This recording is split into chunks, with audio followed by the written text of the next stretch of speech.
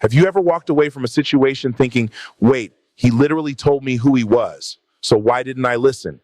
The truth is, most people don't get played out of nowhere. The warning signs are always there. They're just wrapped in charming words, sweet excuses, and just enough honesty to confuse you. Today, I'm going to break down 6 things men often say right before they play you, and more importantly, exactly what you should do when you hear them, so you never ignore the red flags again. Let's start with one of the most common lines you'll ever hear. I'm not ready for anything serious right now. Now listen carefully, because this is where a lot of people get it wrong. When someone says this, it sounds casual, it sounds honest, it even sounds respectful. And because it doesn't come with cruelty or rejection, it's easy to think, okay, maybe he just needs time. Maybe if I show him I'm different, things will change. But here's the truth. This is not confusion. This is clarity. That sentence is not an invitation for you to prove your worth. It's not a challenge for you to unlock his potential. It's a statement of capacity. He is telling you exactly where he stands, exactly what he can offer, and more importantly, exactly what he won't offer. The problem is, people don't hear what's being said. They hear what they want it to mean. You hear not ready right now, and you focus on the right now. You think it's temporary. You think there's a future version of him that will suddenly wake up and choose you differently. So you stay, you invest, you give more of your time, your energy, your attention, hoping that eventually he'll see your value and change his mind. But what actually happens, you slowly start accepting less than what you wanted in the first place. You tell yourself you're okay with keeping things casual, even when you're not. You silence your own expectations just to keep the connection alive. And before you realize it, you're emotionally attached to someone who already told you they weren't going to meet you where you needed. And then when it ends, or when it never really begins, you feel played.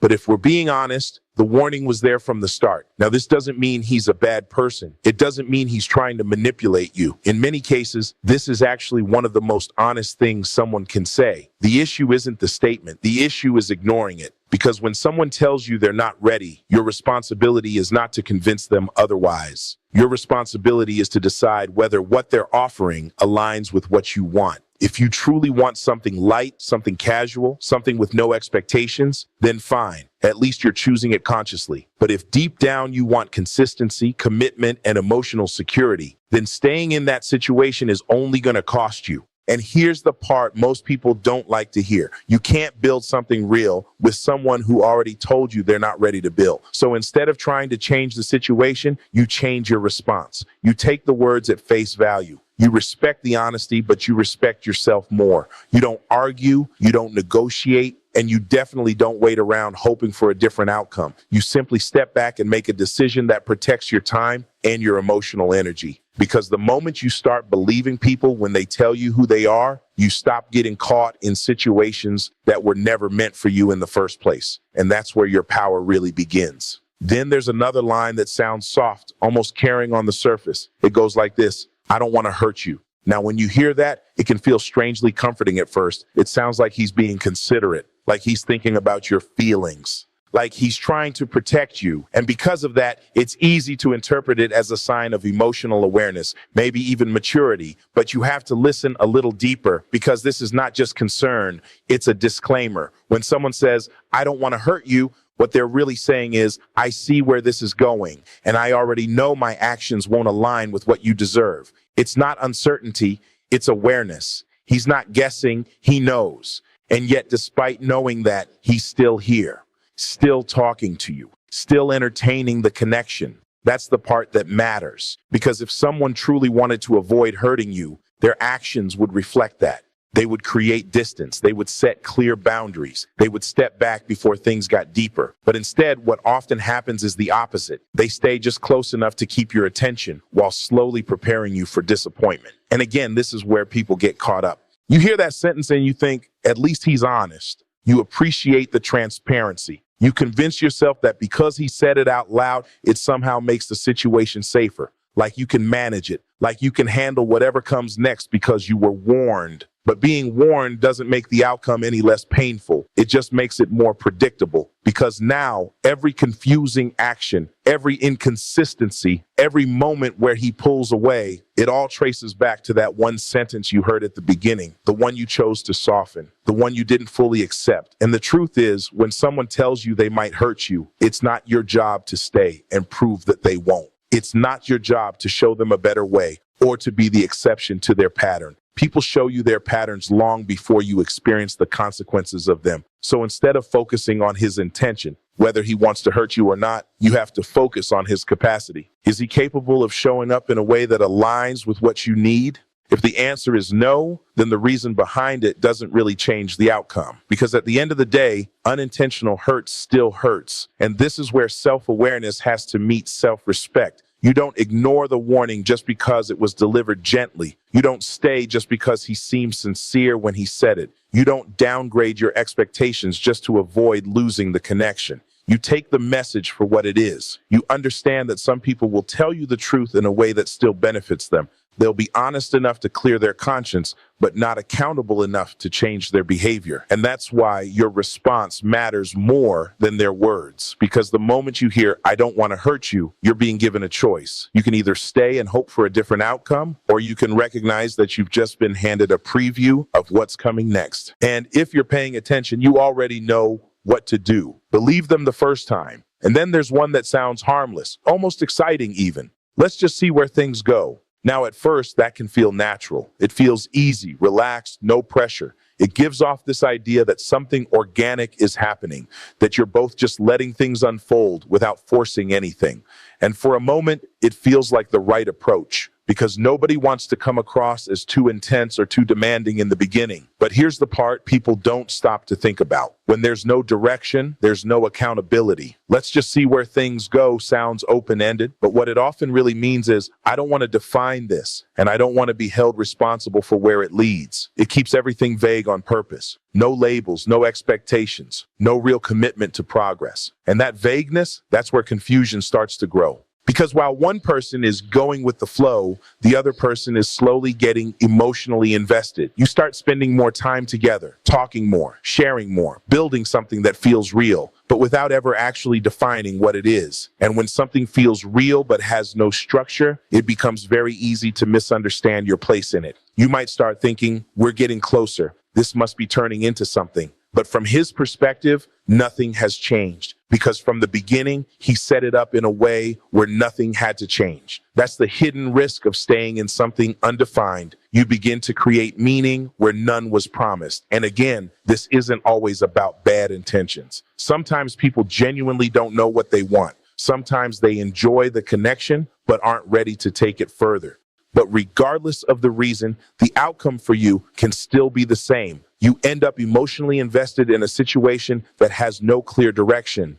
And the longer you stay in that space, the harder it becomes to step back and ask the real question: what are we actually doing here? Because now feelings are involved. Now there's history. Now there's comfort. And that makes it much easier to avoid the conversation, to keep going along with it, hoping clarity will come later. But clarity rarely comes on its own. You have to ask for it. And this is where you shift your approach. Instead of getting swept up in the flow, you pause and check in with yourself. What do you actually want?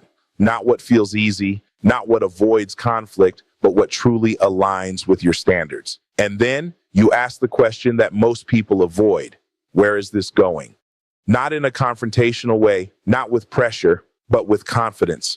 Because you're not asking for too much, you're asking for alignment. And if the answer is still vague, still unclear, still somewhere along the lines of "let's just keep seeing," then you have your answer. Because someone who genuinely sees a future with you doesn't stay comfortable in uncertainty forever. They may take time, but they move with intention. They don't keep you guessing while they figure themselves out. So instead of accepting confusion as part of the process, you start recognizing it as a signal that you might be giving time and energy to something that has no real destination. And once you see that clearly, the decision becomes a lot simpler. If it's not going anywhere, you don't have to stay and find out. And then there's one that immediately pulls on your empathy. It sounds vulnerable, honest, even a little painful. "I've been hurt before." Now, when you hear that, your instinct isn't to step back, it's to lean in. You start to see see him differently, not just as someone you're getting to know, but as someone who's been through something, someone who maybe didn't deserve what happened to him. And without even realizing it, you begin to soften your expectations. You become more understanding, more patient, more willing to overlook things that under normal circumstances, you probably wouldn't accept. Because in your mind, you're not just building a connection, you're helping someone heal. But this is where you have to be careful, because past pain can explain behavior, but it doesn't excuse it. When someone says they've been hurt before, that may very well be true. A lot of people carry experiences that shaped how they show up in relationships. But the real question isn't what they've been through, it's what they've done about it. Are they self-aware? Are they actively working on themselves? Are they taking responsibility for how their past affects their present? Or are they using that pain as a shield, a way to justify inconsistency, emotional distance, or lack of effort? Because there's a difference between someone who is healing and someone who is hiding behind their wounds. And if you're not paying attention, you can easily get pulled into a dynamic where you're constantly making excuses for behavior that doesn't meet your needs. You tell yourself, he just needs time, or he's scared because of what he went through. And while that might be true, it still doesn't change how the situation feels for you. You start noticing the patterns. He pulls away when things get deeper, avoids serious conversations, struggles to show consistency. And every time it happens, you remind yourself of his past as if that somehow makes the present easier to accept. But here's the reality. Understanding someone doesn't mean sacrificing yourself for them. You can have empathy and still have boundaries. Because if someone is not in a place where they can show up fully, then they're not in a place to build something stable. And no matter how much patience you offer, no matter how supportive you are, you cannot do the emotional work for someone else. Healing is not something you can give to another person. It's something they have to choose for themselves. And this is where a lot of people lose themselves. They stay longer than they should, hoping that with enough care, enough understanding, enough consistency on their end, things will eventually change. But relationships are not built on potential. They're built on what's actually being shown right now. So when you hear, I've been hurt before, don't ignore it. But don't let it lower your standards either. Acknowledge it, respect it, but also observe what follows. Are his actions aligned with someone who is ready to move forward, or someone who is still stuck in what happened to them? Because you deserve someone who is emotionally available, not emotionally unavailable, with a backstory. And the moment you realize that someone's past is starting to cost you your peace in the present, that's when you have to make a choice. You don't need to fix them. You need to protect yourself. And then there's one you've probably heard more times than you can count. I'm really busy lately. Now let's be real. Life gets busy. People have work, responsibilities, stress, things that demand their time and energy. So when you hear this, it sounds reasonable. It sounds like something you shouldn't question. And because you don't want to seem needy or demanding, you give it space. You tell yourself, it's okay, he's just going through a lot right now. You become more flexible, more understanding. You lower your expectations just enough to keep things smooth. But over time, you start noticing something. He's busy, but not too busy for everything. He has time for social media, time for friends, time for the things he enjoys. He just doesn't seem to have consistent time for you. And that's where the shift happens, because busy stops being about a schedule and starts being about priorities. When someone genuinely values a connection, they don't disappear behind their responsibilities. They might not always be available, but they communicate. They make an effort. They find small ways to stay present, even in the middle of everything else going on in their life. Effort doesn't require perfection, it requires intention. And when that intention is missing, I'm busy becomes a pattern instead of a temporary situation. You start noticing the inconsistency, the delayed replies, the canceled plans, the conversations that feel rushed or half there. And every time you bring it up, there's always a reason, always something that explains it. And slowly, without even realizing it, you begin to adjust yourself to fit into the spaces he leaves open. You wait longer, you expect less, you become more available to someone who is less available to you. And that imbalance, that's where you start losing your sense of worth in the situation, because now it's not just about him being busy, it's about you overcompensating for it. You start putting in more effort to keep things alive. You initiate more conversations. You make more time. You give more understanding than you're receiving. And deep down, you know something feels off, but you keep going, hoping it's just a phase. But here's the truth. When someone consistently treats you like an option, it's not because they don't have time. It's because they're choosing where their time goes. And that's not something you can fix by trying harder. You can't earn priority by being more patient. You can't secure attention by asking for less. And you definitely can't build something meaningful with someone who only shows up when it's convenient for them. So instead of trying to decode the excuses, you start looking at the pattern. Is the effort consistent? Is the communication mutual? Does it feel balanced? Because real interest doesn't leave you guessing. It doesn't make you question where you stand. It shows up even in small ways over and over again. And once you start recognizing that, your response changes. You stop chasing. You stop overextending. You stop trying to fit into someone's limited availability as if it's all you deserve. You meet them where they meet you and nothing more, because your time is just as valuable. Your presence matters too. And the right person won't make you feel like you have to compete for a place in their life. So when you hear, "I'm really busy lately," don't just listen to the words, watch the behavior. Because at the end of the day, people make time for what matters to them.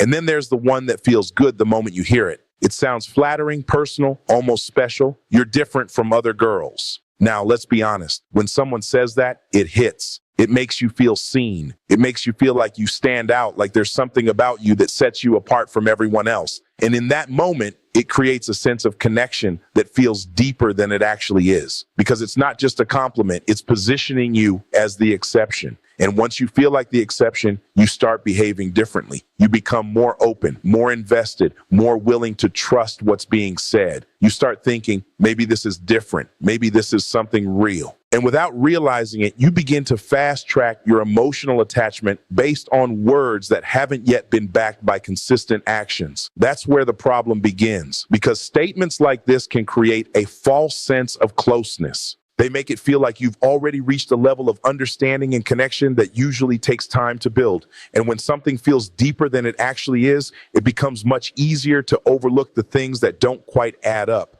You might notice small inconsistencies, moments where the effort doesn't match the words, but you brush them off. Because in your mind, you're not just anyone, you're different. But here's the reality. If someone truly sees you as different, you won't have to rely on a sentence to prove it. You'll see it in how they treat you, in the consistency of their actions, in the way they show up, not just when it's easy, but when it actually requires effort. Real interest is demonstrated, not declared. And that's the part people often miss. They hold on to the words because they feel good, even when the behavior doesn't support them. They give weight to the compliment instead of evaluating the consistency behind it.